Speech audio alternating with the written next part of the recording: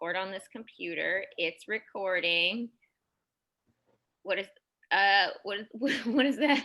That's I supposed can't to be a really picture. see that That's very a well. picture. It's not. Do you think that maybe you could like right click on it and then save it and then like email it to me? I can try. Hold on. Because I can stop and re-record. Here, let me. Okay, so we had to get a picture, and it was a little bit tricky because with a lot of these pictures, my dad has them on slides, and slides are not easily made into digital photos. Plus, my mom, who recently passed away, had a hidden system for all things. So he looked for them, but we were not able to find their hiding place. But we did find the Kindle, which we took a picture of the Kindle, and then now we have that photo to share with you. So you have to wait for that. It's coming. So this is my dad. Wave, Dad. Hello. All Hello, right. student. All right, this is my dad. So I'm going to take you through an oral history interview with my dad. And this is the same kind of interview I'm expecting you to conduct. Now, obviously, it's different to conduct an interview with someone you know versus someone you don't know. So, with my dad, we can joke around a little bit more. If it's somebody that you're not as familiar with, you want to start being very like professional and formal with them. And then as you warm up in the interview a little bit, you'll get an idea for if they want to joke around or not. So you just want to be kind of careful with that. But we're going to get started. All right. So what is your name, sir? My sorry. My name is Dennis Owen Jett. Okay. I that is my name. Good. Good. It's always good when you can start with something you know. And where did you grow up? Tell us a little bit about that. Well, I grew up in near the Lake of the Ozarks, Missouri, off of Highway 54 between a small town called Eldon, or if you want to, Bagnell Dam that holds up the lake, and Jefferson City, which is the capital of Missouri. Grew up on a small farm about a mile from a village called Etterville, off a gravel road, which is some many years later has been paved with asphalt. So it's changed a lot too, but I haven't been there. So they did what they wanted without my consent. So what was it like growing But, up on a farm? well, uh, it was interesting because everyone there were a few full-time farmers, but everybody farmed or herded animals, raised animals. We were mostly poultry and cattle raisers, so we were that kind of farmers. We didn't grow row crops. My grandfather did. He ran a full-service farm, but he also had a job, and he was the head custodian at uh, he lived 3 miles from us, and he was the head custodian at the another school system at the Eugene High School in Missouri, where he was. So he worked as a janitor in the day, or the custodian, and then he had his farm, and he did that till he retired. Of course, his background is way complicated and is its own history, walk through history if you go further back. My father uh, did many things. He was a farmer, which means that we all worked the farm because he was also a carpenter and he built houses. At one point, he was a welder. He welded at night and came home and farmed during the day. And then also later on, he was ordained a minister in one of the local small churches. He had been a deacon, and the elders came to the church or came to our home and said, "Hey, we'd like you to preach for us a couple times a month." And they ended up having a full-time ministry, plus working, plus we worked the farm, and he was building houses and doing general construction and carpentry work. So our life was full of, as probably was with some of you, a lot of work and a lot of different kinds of work. So my life growing up was work.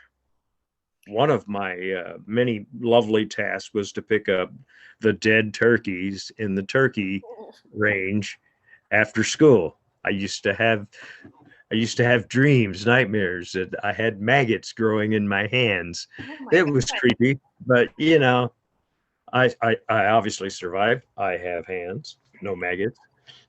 So growing up on the farm was interesting. I had my own 40-acre patch of woods to play and things as a kid. We had our own hunting range for the game that was on it. And so it was a good life. I didn't value the land until I didn't have any when I grew up, moved away, So, or was moved away. so I know that you were born in 1952. So I growing was. up during the Cold War, what were your impressions of the Soviet Union? Uh, Russia bad, America good. You know, Right. we had nuke drills. We'd have to go into the basement of the gym and or do the drill where you hide under the desk, and they would, of course it was cool because you go in the gym, you get out of school, you go into the hallways in the basement areas, and then they give you civil defense crackers, and yeah, so it Ooh. was kind of fun. But the interesting thing was I realized when I was about 12, I always had this sense of dread. At first I used to think it was the pavement smasher that came by our house when I was a baby, and my mom said not to run the street because the thing would smash me flat. And I'd seen Daffy Duck get smashed by the pavement flasher on the cartoons. So, I had this sense of dread. One day I realized I was having this dread of being nuked. I was about 12, 14, and I thought, there's nothing I can do about that. If we're nuked, I guess I should just run towards it because I don't want to die in agony of radiation poisoning for 3 days. So, I got over it. And then, of course, I end up eyeballing Russians and later on in the military. Okay, so let's talk about that. When did you go into the military and why? Well, the why is important because let's just say I joined the army to avoid the war. I know that sounds crazy, but my buddy came. They'd just redrawn the lottery numbers. It had been a hiatus for 6 months, and Congress had not passed the draft law, and the military was insufficient in troops. They used to just come to your house and invite you to come in, or take you to jail. So most of us didn't want to go to Canada, and a lot of people join the National Guard. But when you're 18, 19 years old, a 6 year commitment seems like a 30-year life. That's a long time. Now I'd do 6 years blowing my nose, but it's there's a difference between being 18 and 50 years later. True. So my buddy came, his number was 55 and it was just drawn. Well, mine was 88 and I knew I was next. So basically, neither one of us, we were both young and newly married and didn't really want to do this, but we went up one day over lunch and talked to a recruiter, and he sweet talked us into that. And I got a 18-month commitment or a 16-month tour of duty commitment to Germany. And he said by that time the war should be over. We should be out of the war, which would have been March of 73. Well, he was right. Of course, there was an evac of Saigon in 75. So, but by the time my 18 months were over, it was done for. They weren't sending any more troops into Vietnam. So I signed the paper, Okay. took the training, and got on the bus. So tell us where you were assigned and what jobs you did at that post. Well, when you go through training, everyone trains to be a light weapons infantryman. So trained that, got my marksman credentials, learned how to you break down an M16 and an M60 machine gun, how to throw grenades, and how to set up claymore mines, all the basic combat training that you get. And that's like 10 weeks, and you do it. And then you're sent off to your advanced individual training. Well, for all of you who are good students, and I understand you all are, so I scored high on my test, my administrative tests and my general technical test, because I grew up in a farmer carpenter home, so I knew how to use tools and things. So I I took I took the test, I scored high in both those areas, and I thought to and I'd been working construction, and it had been winter because this was like March when I went and saw the guy, and I just froze my butt off working on an outdoor project. We were building a church and laying the foundations in the cold of winter. And I remember thinking to myself, there has just got to be a better way, because I just dropped out of college because I ran out of money. And just remember, when you're a teenager and you have a baby and a wife and going to college, and you're the one working and going to college, that's a little much.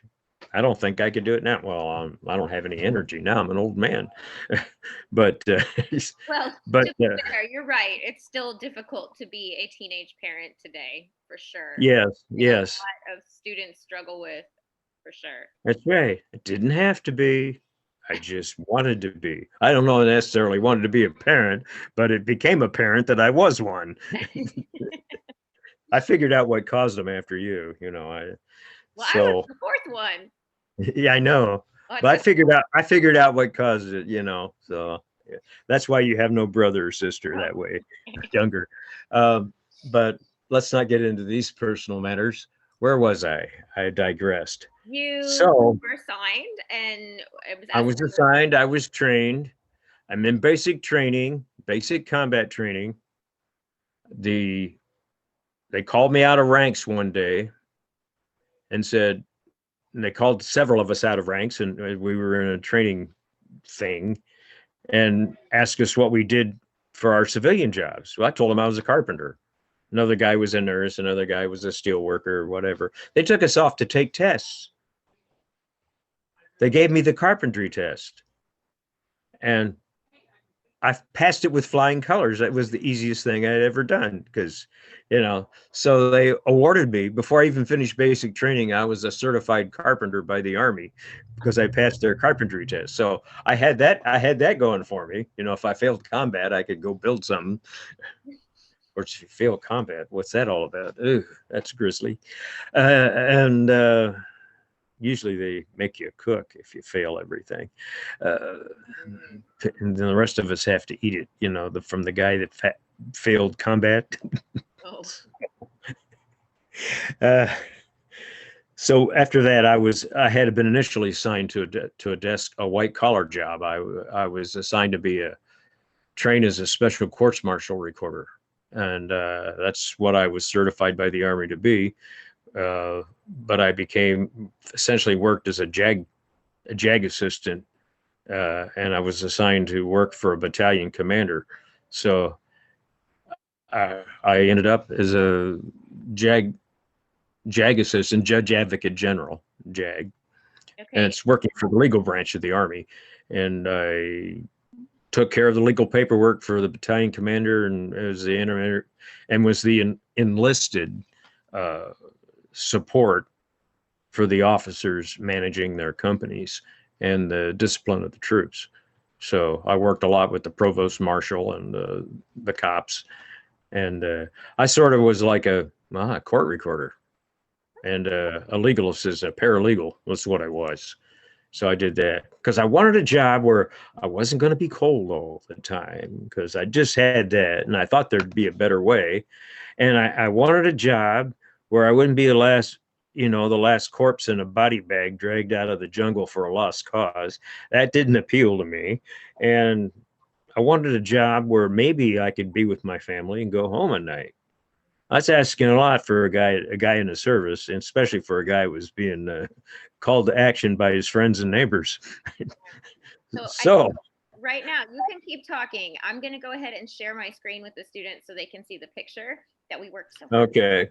All right. So So we did lots of things, and when I was assigned to West Berlin, I was told that it was a great assignment. Now that picture was taken the morning before I left. My battalion commander uh, assigned me to be the flag bearer in the memorial service when we there was a dress parade uh, for to commemorate the funeral of President Truman when he died, and I was designated the flag bearer. You know, I knew people. I got a lot of attention. You know, when you're on the personal staff of a high-ranking officer, uh, you get some advantages. You know,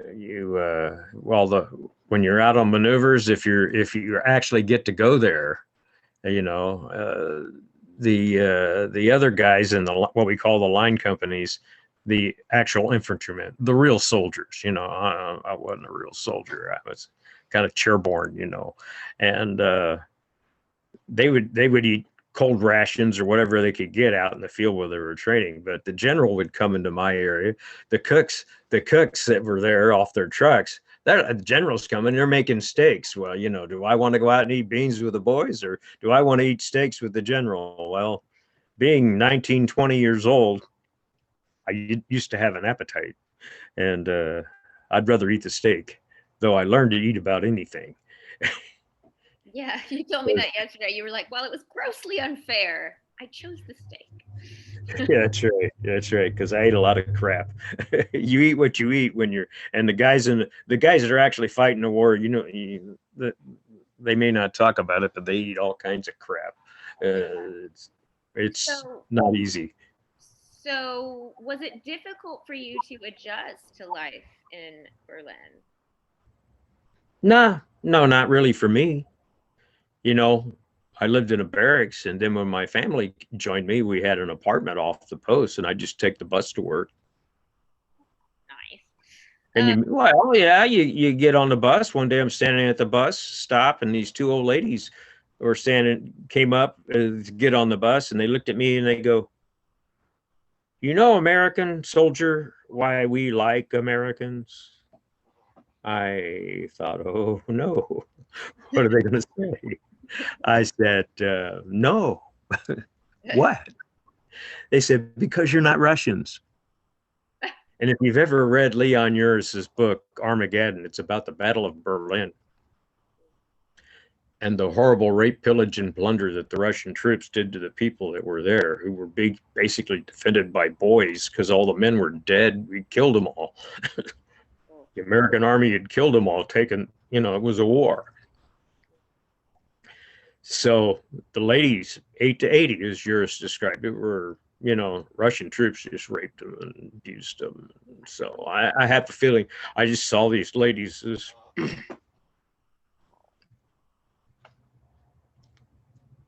excuse me, as little girls who had been through an atrocity. It makes you appreciate your mission? Even though I didn't really want to be there, it made you appreciate your mission, that you were protecting people. And even though it's a big political, piece of whatever you want to call it, you got your Russians, you got your Americans, and you got your politicians, and the wars are fought by boys and girls and men and women who do that kind of work for their home and their hearth. Nobody but, maybe a professional whack job would want to do that kind of thing. But you do it for your home and your family. Yeah. And there's the mission, and there's the honor in the whole thing. Because as I told you, when the Afghan war broke out, you said, Dad, there are little kids being killed in this. I did say that. Yeah. And I said, well, better their kid than my kid. And that's the grim reality of the world. We want it to be one way. We think it ought to be one way. But there are people who just don't see it our way. And as a result, we go do things that we don't want to do.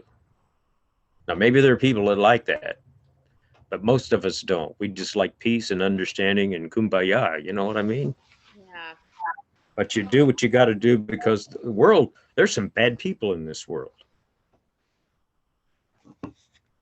So, what was the culture like in Berlin? How was the culture different from the culture in Missouri?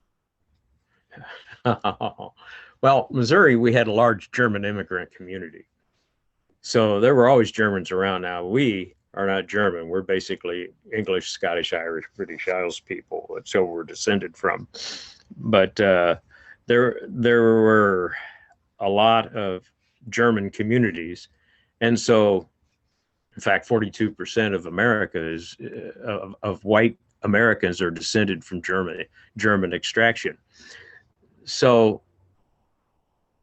Missouri had a lot of German influence, and the Germans are pretty much like we are. You know, they're probably, if you can believe it, a little more racist. You know, they didn't exactly. They just have this thing against Jews and other groups of people that aren't German. In fact, they really they accept Americans because we kicked the crap out of them at one time, a couple times, and we were there and we were protecting them from the Russians who were really they were afraid of.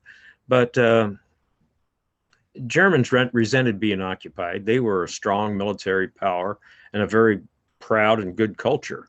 I mean, it's an adversary that you don't want to have, you know. And but life there was pretty good. The food's good. The people are basically friendly. They live their lives. They're neat, very clean, neat. Their yards. Every home had a yard and gardens, and they just had cities full of shopping opportunities and open markets, and really not much different. You could see that American culture is greatly influenced by the German immigrants who came here. So, People just don't often think of that. oh, sorry. So, just for a point of reference, about what year was that? I was there between 1972 and 1974. I arrived in August of 72 and I left in, I don't know, end of 1974. So Okay. I was there 23 months, and then I was reassigned to Fort Ord, California, where Okay. I would process the AWOLs and deserters and the cleanup after the war. Mm. So, did you have any interactions with East Germans? Because in our class, and students may already know this, I don't know, but we haven't talked about the Berlin Wall yet. And so, just some context, the Berlin Wall is erected after World War II, and it divides West Germany from East Germany, and it's definitely a Cold War thing, so that you have the capitalist side on West Germany, and then you have the communist side on East Germany. So, what were your impressions of, or did you have any interactions or interesting interactions with East Germans? Oh yeah. Yeah, there was. We could go into East Berlin. Now, many people think that there was just East Germany and West Germany. But we gave you know, the American government and Eisenhower as the commanding general who became president, they gave up a part of the territory that they had in their half of Germany, the French, the British, and the Americans. They gave up a little bit of land so they could have half of Berlin. Berlin is located 110 kilometers inside of East Germany. So you had the only way to get out is either fly out or you could take the train. They called it the duty train. You had to travel at night, and you had to have a special pass. It was written in French, English, and Russian, and you couldn't look out the windows, but we did. There's some Russian or East German guy sitting there every once in a while on a stool with a radar gun. To us, they seem technologically way behind us. though they aren't now. At least I don't think so. I mean, they did were contenders in the space program, and they have a lot of good technology. Uh, but so the way the forces were aligned, I was I was in a walled city, 110 miles inside of Soviet occupied Germany, surrounded by 160,000 hostile Warsaw Pact troops. There were 3,000 combat troops. If you included me as a combat troop, because, I was always assigned a rifle and, pack of ammunition whenever we did anything. And I I ate the delicious sea rations from the can. But essentially, you had the Russians doing their job, and we were doing our job. It's a matter of perspective. Now, when you go over into East Germany, it was a communist government. Their money had no value. It was none. It had no value. In fact, if you go to exchange West German marks for East German marks, you had to do it 50-1 in East Germany. Or you had to do it 1-for-1 if you did it inside East Germany. In other words, even though the West German mark was 50 times, the mark was the money they had before they went with the euro. Mm-hmm. But so it was like 50 times worth 50 times more. So if you exchange 1-for-1, you're getting taken for a beating because they had no hard currency on the communist side. So if you bought anything, you had to show your exchange ticket if you bought hard goods. And the hard goods were cheap, but they were the same if you exchanged 1-for-1. What we did is we exchanged in a West Berlin bank and got 50-1, and and then we just went and ate and drank junk. That sounds good. Yeah, I mean, I had a full dinner for 4 people and a bottle of Hungarian wine for $16. Fun. So it was fine. It was probably ripping off the people were working, but then I tipped the waiter the price of the meal and he was insulted. He wouldn't take it. Oh. And I thought, well, that's probably insulting, but I was just trying to help a brother out, Trying to be nice, yeah. So, tell us the French fry story because I like that story. The French fry story? Yeah, about the East German commander and your wife and daughters and the French fry. Do you know which one I'm talking about? Nah, that one escapes me. Oh, well, you told me a story one time where where you were at dinner and one of your daughters gave a French fry to. Oh yeah, she gave a French fry. Well, I only made 2 trips. I made 2 trips into East Germany, and both times were just pleasure trips, something to do, because after a while, West Berlin got a little small, so you had to go see how the other side lives and look at them goose step at the tomb of the unknown resistance fighter. And so we went into the finest restaurant in East Berlin. Here we are, American soldiers with our uniforms on, with our wives and children. Now, granted, we were lowly enlisted people, grunt soldiers. And we went into this place, sat down in the finest restaurant in a nice place, because they always knew an American soldier would always spend more money because they knew what we were doing, but they didn't care. Not the people that worked in the restaurant. Well, alongside of us was a reserved table, and along comes a Russian officer and his underlings, who are all officers. If you know anything about the military, the officers and the enlisted are 2 different classes of people. It's like upper class, lower class. It's like the manager and the guy, the hourly worker, the upper management. And, so my daughter, Tanya, my oldest, she was about, I don't know, 2. She, didn't know anything about that. She's just a little kid. And she leaned back and somebody said something to her and she leaned back and put some ketchup on her French fry and offered it to him. And of course, after that, the Russians just loved us because, who doesn't love a little kid who loves you? And besides, they were just there working like I was, It's like, blah, Amerikansky, blah, blah, blah, blah. Well, tell me, did you have any friends German friends? or just friends in the military? Well, yeah, yeah. Some of them were not turned out to be not so good friends because the wife I had then I didn't keep after she left for one of my friends, so-called friends. But that's but I did run across a picture today of a fellow named Roger who was the colonel's driver. I drove for the adjutant. Besides being the JAG clerk, I also drove. I was the driver for the captain who was the adjutant, uh, Captain Antonio W. Medici II. Uh, Captain Tony, you know, uh, a veteran of the Cambodian invasion. Uh, anyway, uh, Roger and I were good friends. I also took a trip to Spain, and one of our friends, who was another guy in who drove for the executive officer.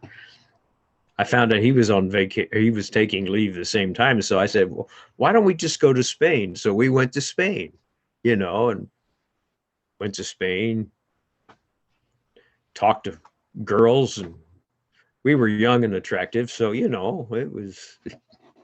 It's not like I'd go to Spain now and talk to a girl; she'd creep her out. I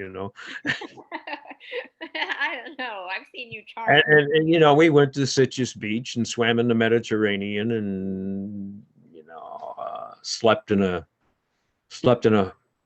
place where they served us full American breakfast. I ate Spanish rice with little octopi in it, and they seated us with the Canadians at our table. We were assigned with the Canadians because they thought we'd have a lot in common, could speak the same language. I spoke a polyglot of Spanish that I'd learned in high school, and German that I learned while I was there. So, yeah, I made some friends, and uh, but somehow I've not kept up with them. It's just Jim, the guy I traveled with. He's a professional bowler at one point because he was on the all army bowling team. And then I looked him up one day, and he's like big deal in bowling. And Roger became a mail carrier when he went home. Now he went ahead and just was truly drafted, so he was in like less than 2 years, and he was gone. Yeah. Of course, at that time, the guys in the artillery troop decided to mutiny. There was a haircut mutiny. And after I left, I saw on TV, they said, I was watching TV, and there was this thing all over the news about the Troop F of the artillery at the Berlin Brigade. They were being disciplined because they had refused to get haircuts. Well, when I was there during the beginning of that, and what we did is we all went out and got our haircut nice and short. Oh. And no, this boy ain't going to jail, for a haircut.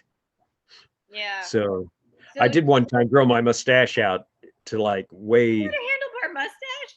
Oh, it was huge.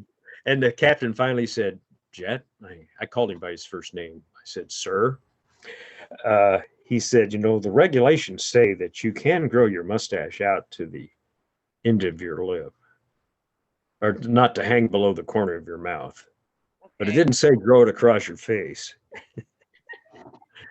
I said, he says, and it does. I said something, and he says, and it does say at your commander's discretion. And since I'm your commander, go shave that thing back a little bit. Yes, sir. Now I'm imagining you as a Dr. Seuss character. Well, it So, was getting a little. It was a little ridiculous, but so is there we any? all we all had our we all had our things, and you have to remember, I wasn't in a volunteer army. I was in a draftee army. Mhm. The volunteer army is way different. Yeah. because people that go in the army, the volunteer army, they volunteer. Even though I volunteered, I was coerced. You know, Well, yeah. I mean, you know, like I said, honestly, I didn't want to be the last guy to be the corpse dragged out of the jungle in a body bag for a lost cause. And since Vietnam did not go well for us, and it was all political, but 50,000 people died on our side, and being in the last fray of that action and being a Vietnam era veteran, the choice was to go into a hot war or a cold war. I went to the Cold War.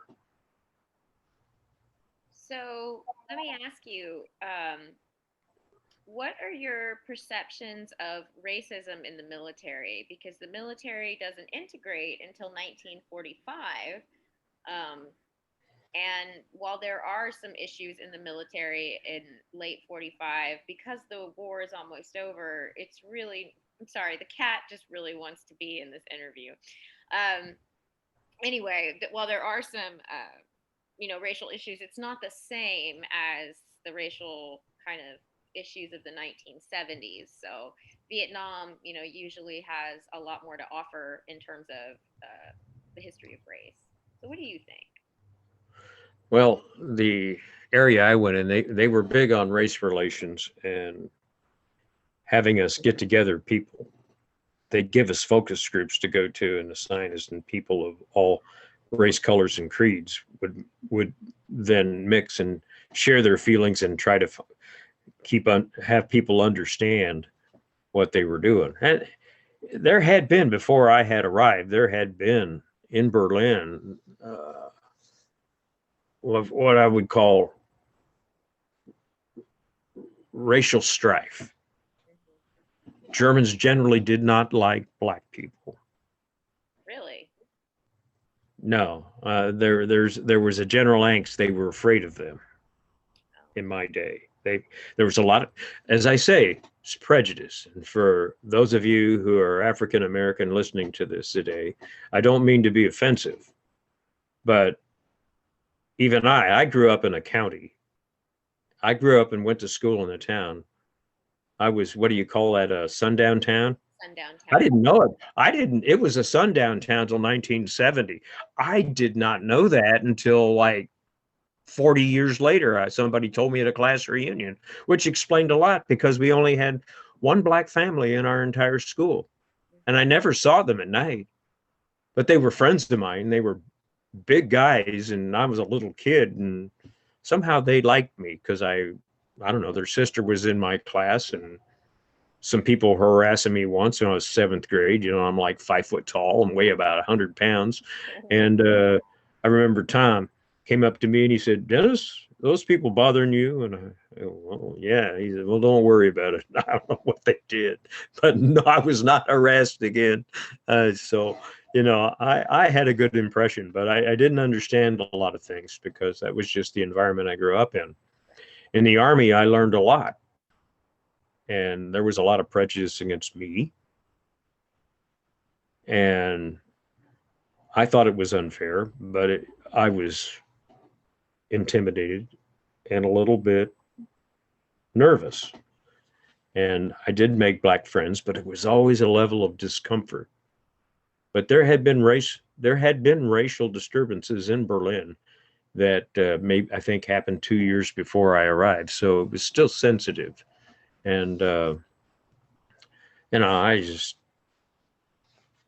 just don't see any sense for it. But as you understand history, you understand there's history affects us, what we do and how we think and how we see things today. But hopefully knowledge brings freedom I for hope so, everybody. Dad. Listen, Yeah. don't take that away from this, kids. All right. So, on just thinking about race, what about women? Were there women that you worked with in Berlin? No, no, not at all. At that time, there were no women in combat units. Any women that I interacted with that were in the Army were in the hospital or at brigade headquarters where the generals were. And because the major general that governed, he was also the military governor of Berlin. It was an occupied city from World War II when I was there. It's not anymore. You know, Germany is freed and it's its own country, and the country's not divided anymore. But at that time, the city was governed by a major general who was actually the military governor of Berlin, and he was the military governor over all of West Berlin, including the French sector and the British sector, because they had fewer troops. And that's my understanding. So whenever you did interact, well, fortunately for me, I had a wife. So I didn't care. I was in love. And, Well, but, speaking of that, this will interest students because we all like to know about, what it's like to live and love and lose and all of that. So, tell students, what was it like to be married and be in the military? And then, what happened with that? a lot of time apart, especially at first. Then you have to find housing. And since you're not, uh, when you start out as a private soldier, as I did when I went to Berlin, I was a private first class, which means I was in the third rank because I did well in my schools and I got promoted. But until you reach, I was an E3 when I got there. So until you reach E5, you don't have any opportunity for Army housing. And so you have to find an apartment. Now, the Army was good about finding apartments for the soldiers to rent for their families and stuff, because in some places you can't take your family. It's obviously too hostile. In some places you can. So where you can, the Army is very organized and very good to its people and to their dependents, in my view. Now, I don't know how it is today. This was 40 some year, 45, almost 50 years ago. And so I found them very helpful. But on the other hand, I was very young and, inexperienced and naive and stupid, and just like, not saying that when you're 18, you're naive and stupid, but generally when you get older, you'll find out you actually were, You're like, because oh, there's a lot of, no. because there's a lot of stuff you just don't know. And after you've been kicked around a while, you think, oh, so that's how it is. And then that's when the kids start getting lectured by their parents. Well, yeah, it's because we love you. And, but we went through the same thing with our parents who just did the best they can. So we had uh, what we call class 1, class 2, class 3, class 6, stores. They were rated, and you had ration coupons.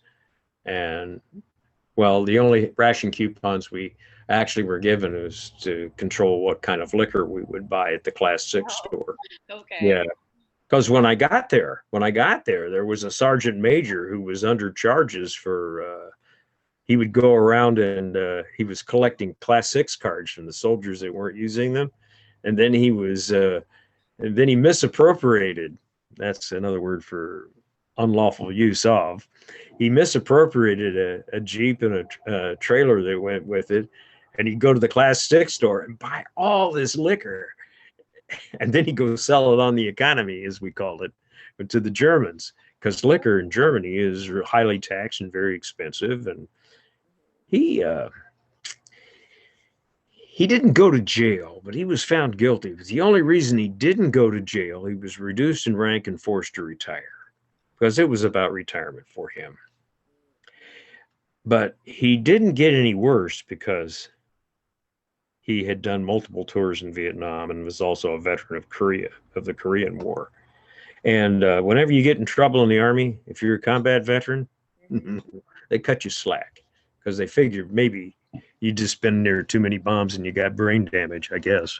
Well, I mean, that's a reality, right? PTSD, and that's what they call it today. But then they're also about the guys, the same with the combat veterans that were there. There were guys, our company clerk, I remember Dave, he wasn't right.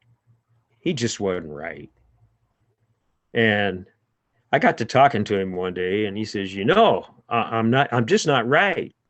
I was in Vietnam. I was out in the jungle for 90 days. We were doing weird stuff. He said, we had to keep a body count. They don't do that today. At least they don't announce it on the news. He said, we had to keep a body count. So the way we did it is that we cut off an ear and string it God. above our tents in the bivouac. He says, you do that for like 18 months.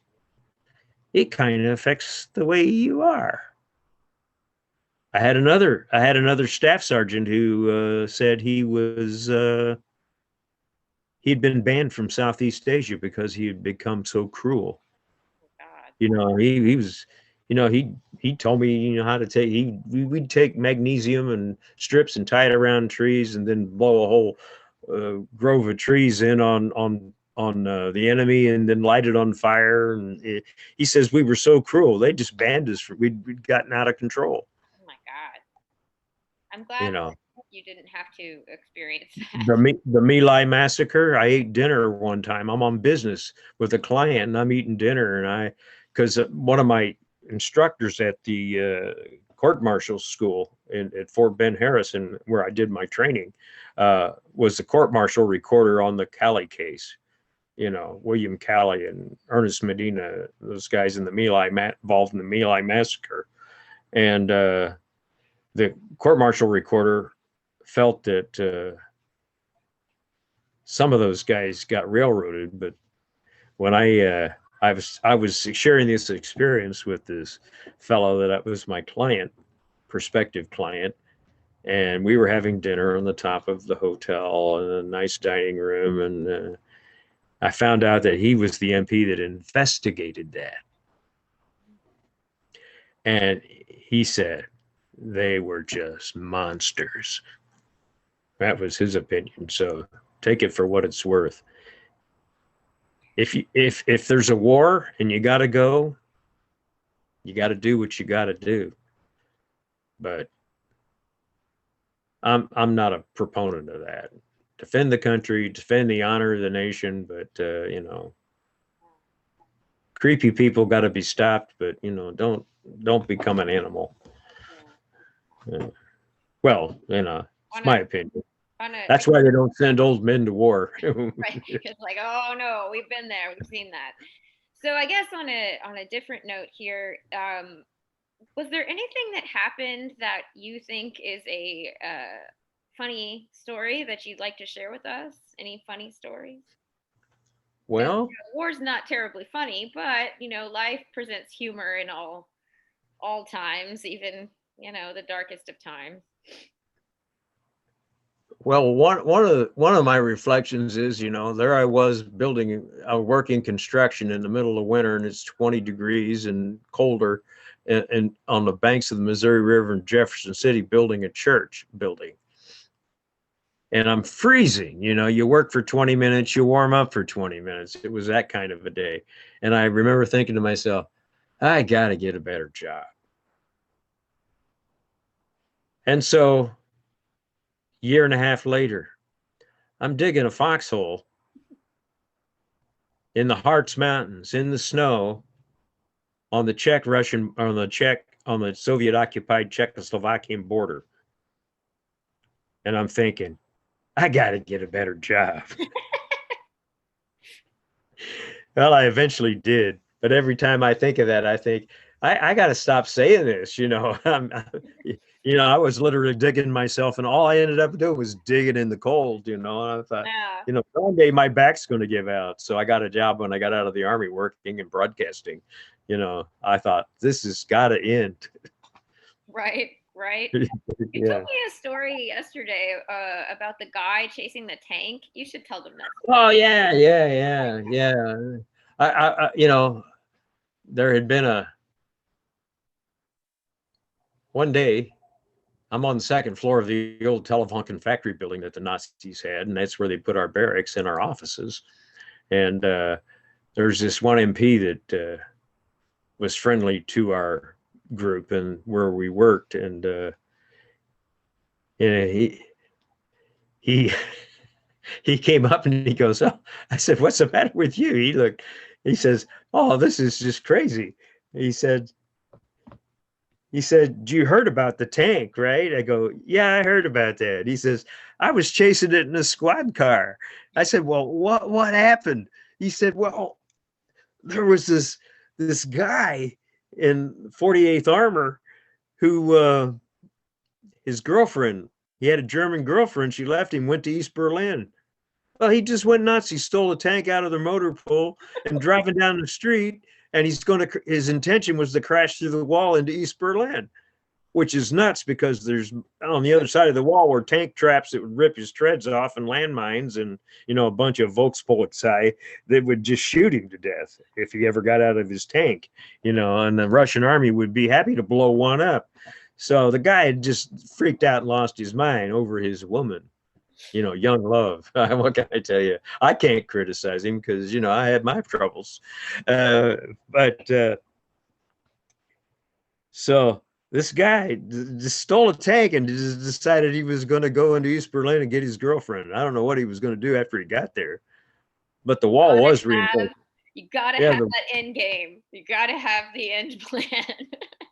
well, I don't know if he had any ammo, so I don't know if that tank was just a dud or not, but it was like 60 tons. That's crazy. That's crazy. Yeah. So, and another time, just before I shipped out back to the States, my wife had left me, and somehow I'd made friends with the assistant recreation director at the special services, and she's civilian. Her father was a civilian military employee, government employee. So we just basically, my last night, we went out and rode bicycles. We ended up at the wall, and now there's a stanchion on you can get up and look over the wall into it. So where we went up to the wall, and okay, we got a little friendly standing on the stanchion. Hey. And I was in full view of the guard tower, the Volkspolice, on the other side. And in that tower is one East German and one Russian soldier. They used to put the same nationalities together, but they'd make friends and go to the West. So they had to mix them up and make sure they rotated them against people that didn't know each other. Because, yeah. So we're on the tower, and we're being friendly, saying some goodbyes. It never was serious, by the way, but I guess if I'd have stayed, it might have been, but soldier's life. And suddenly I hear over a loudspeaker,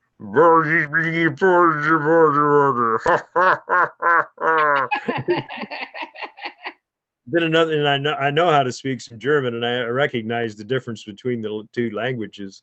And then I'd hear German talking, and then the Russian would talk, and then laughing, and so I'm waving at him. I hold up my wallet. Money, come on over.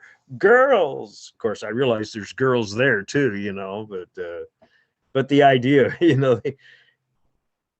one thing that was interesting, one of the things that we were assigned to do, and I didn't personally do it, but my unit did, is that we would take our turn, just as the British, the French, and the Russians, since it was an Allied occupation from World War II, was to guard Rudolf Hess in Spandau prison. Oh, wow. And Rudolf Hess is very old, and he never looked the same, and you can study the history of his imprisonment. He was a double agent. And we think he died a long time ago or was let out of prison. They just put people in there to be the dummy Rudolf Hess, But we had to guard him all the same. It was part of the protocol. So every month there was a changing of the guard. This one month, changing of the guard was the Americans from the Russians would stand down, and an American would go up to the tower, knock on the guard door. The Russian would open it. The American would go in. They were told not to say anything, pass anything, do anything, just acknowledge each other and go on and change the guard. That way, Americans don't care.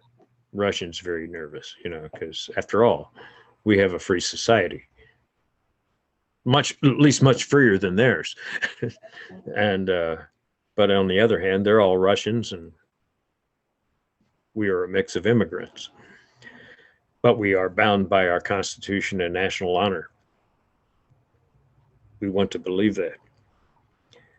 So, in not speaking and keeping his orders, my friend, who later became my foe because he ran off with my wife. I know they want to hear about that. Well, there's some things Daddy don't talk about. Yeah. You know what I mean. But he said that Russian. He said the Russian. He looked at the Russian, and the Russian looked at him. They looked into each other's eyes, and they clasped hands, because at that moment they both realized they hated the army. Wow. At least that's the story he tells. But But those some humorous things. First time I ever saw a pizza with an egg on top. That's They different. just put a raw egg on top of a pizza. I ordered a pepperoni pizza, and it was pepperoncini, which means it was a pizza with a lot of green peppers on it. Oh, whoops. Whoopsies. Well, let me Yeah, ask with you. an egg on top. Yeah, what? Yeah, no, go ahead. I'm sorry. I didn't mean to interrupt you. No, I'm just trying to recall things. The best German food I ever ate was Czechoslovakian. Czech restaurant. Very good, very cheap. Czech food was very cheap there. But Yeah. it was next. It was across the street from the Ben Ujak Tom, across the street from Ben Franklin's. So let me ask you, Dad, was it hard to come home? I was eager to come home. I was eager to come home, even though there was a recession and Watergate hearings were going on, which was dispiriting. My file cabinet, I found some pictures, and one of them was Nixon riding through Berlin doing this. I thought, oh, great. But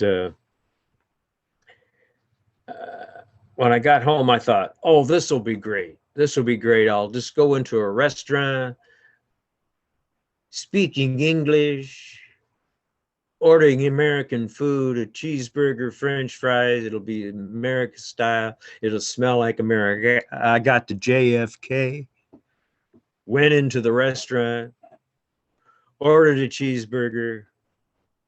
But before I could order the cheeseburger, the waitress came out, and she said, "How may I help you, Rosa? Your waitress." I don't know. She was, typical New York, but being from Midwest, I was expecting, Mel's Diner, and what I got was another foreign person serving me in broken English. But that was a part of America that I had not been exposed to, Yeah, that's because very America is an immigrant country. I can't help it if our people have been here for 500 years, almost 500 years. it's very We're different dependent. growing up in rural America versus New York City. Yeah, yeah. And being from a lineage of people that were some of the first immigrants to come into the country, everybody else is after that, and in our family group, we just never experienced that. There's a lot of new experiences when you go from a rural community into parts of it. I mean, I ran into an Israeli guy once, and I told him, I says, he said, well, everybody in America, he'd only been in Miami, Washington, D.C., L.A., New York.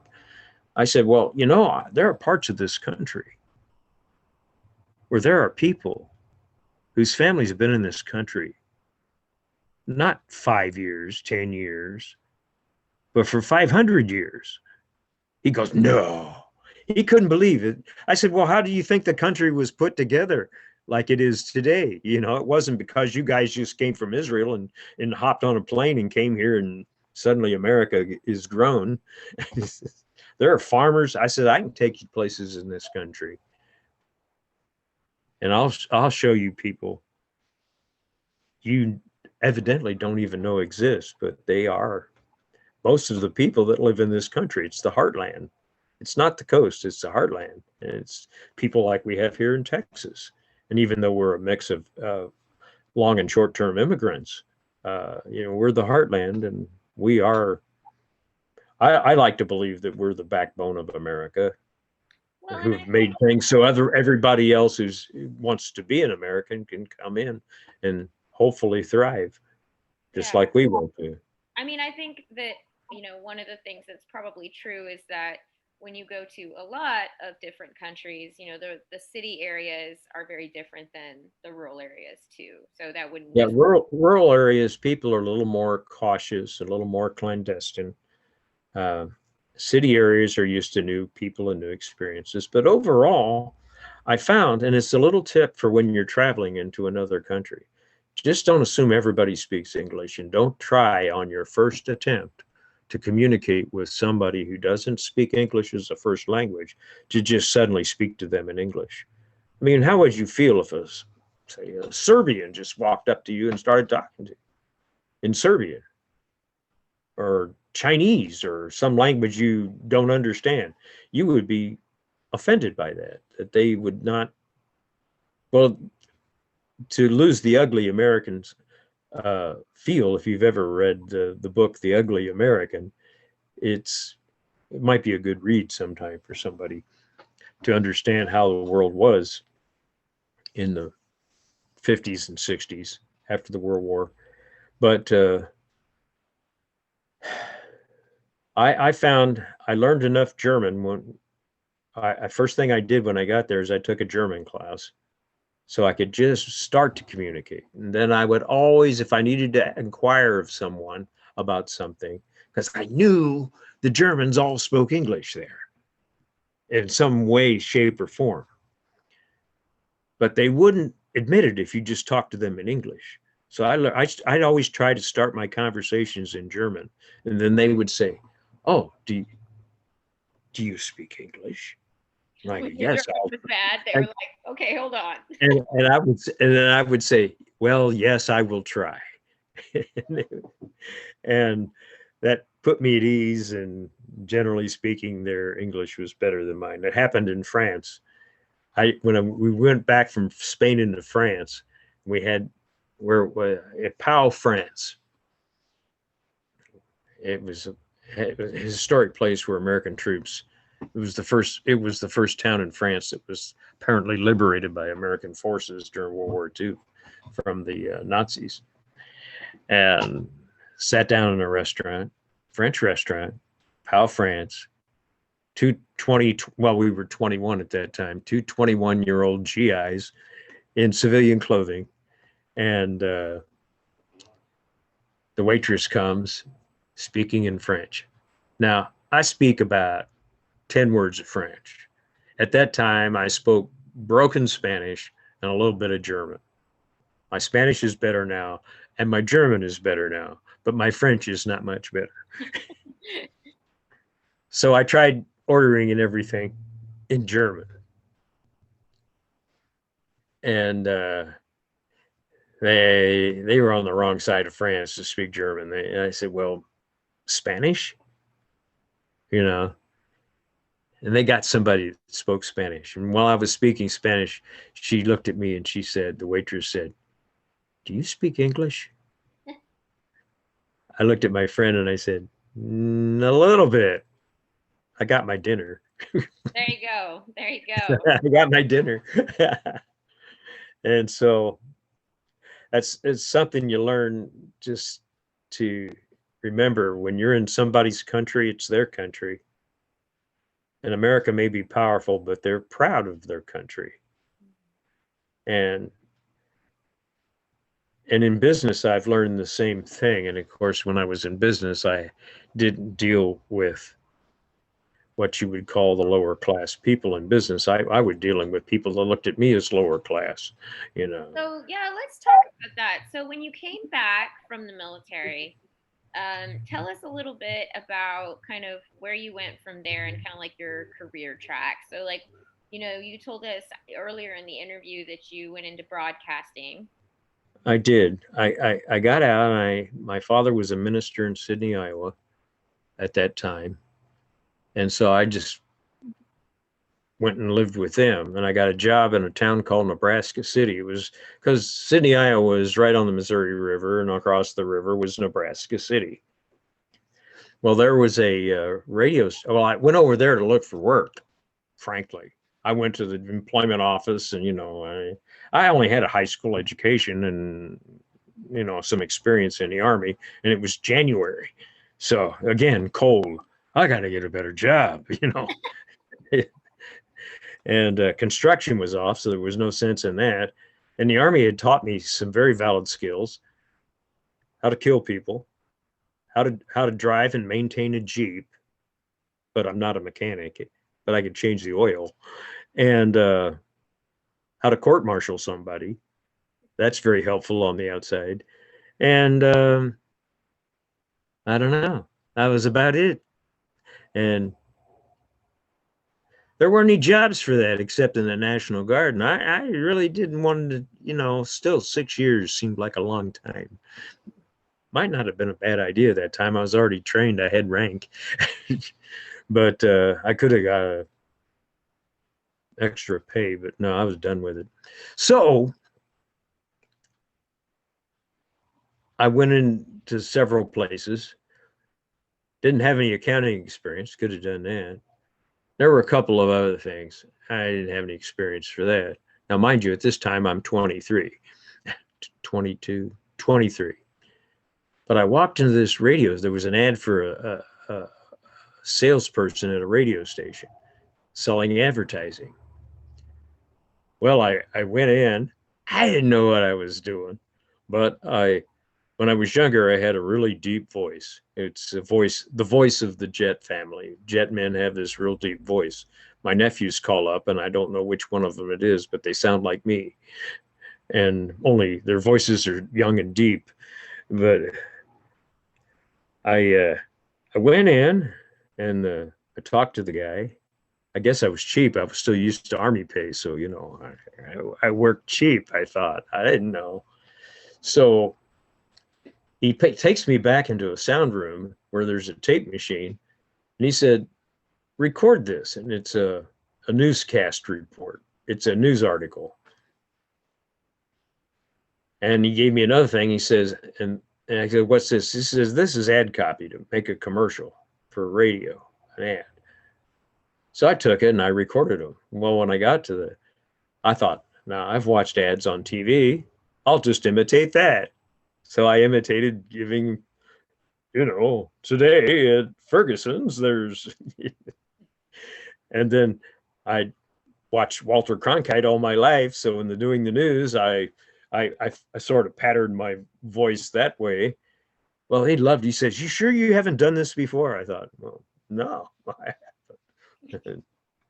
He says, "Is the pay okay?" I go, "What is it?" And he told me. I thought, that's a little more than I make now. Not little that I know, but I got free food and free lodging with the other one. I didn't take that into account. So I got a job as a promotions director at a radio station. Cool. Did well, but didn't pay well. So during that time, I got married. Your sister Sarah was born. Little house, and we lived in the little house on the corner, just like the song. And I thought, I got to get a better job. So I went back to college, moved in with your grandparents and lived in their basement, and went back to college, sold our little house on the corner in Nebraska City, got a job in international business management, and got a job working for Marriott Hotels.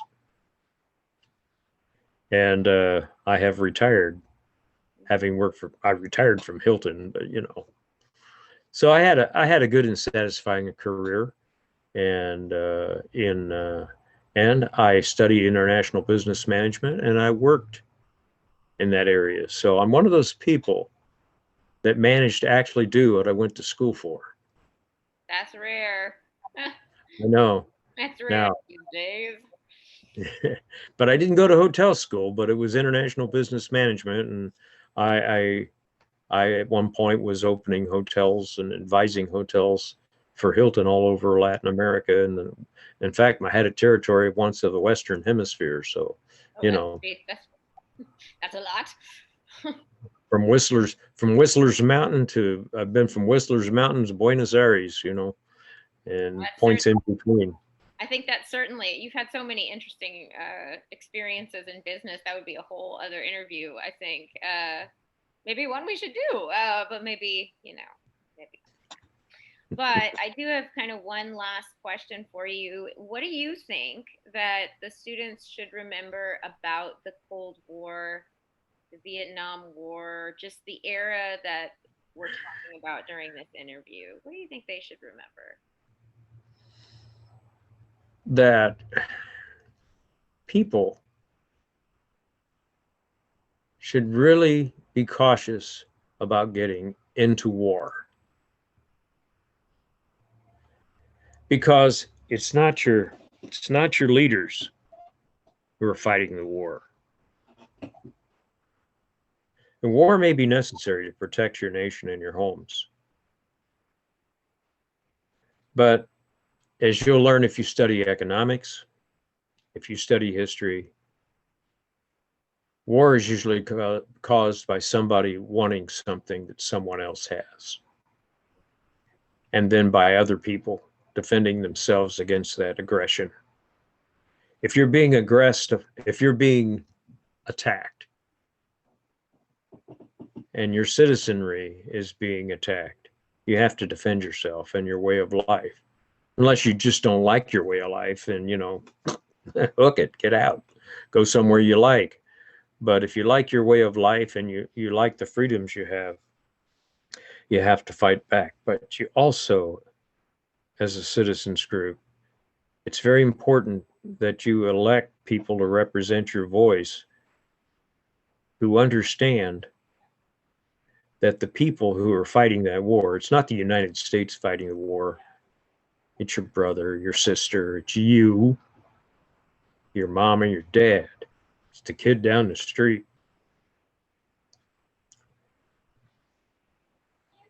And the kid down the street, or you, your mom, or your dad, or your brother, or your sister, they don't want to die.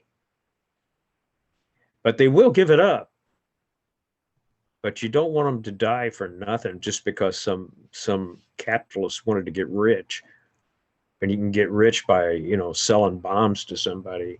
That's an atrocity. That's a crime that never gets reported or punished. And in the future, we have to guard against that. Be diligent and be thoughtful about what you commit other people to. It's great to have all these ideas, but sometimes the people with great ideas and all these big plans, it's like the General Berger, when the Speaker of the House said that she wanted him to send 15,000 Marines into Washington, D.C. to protect the inauguration. And he said, you have the National Guard. She says, but they're not trained like you guys to protect against the people that want to disrupt. He said, I take orders from one person, and you're not that person. You're not the president.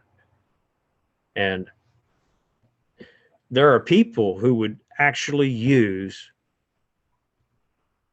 the finest fighting force in the world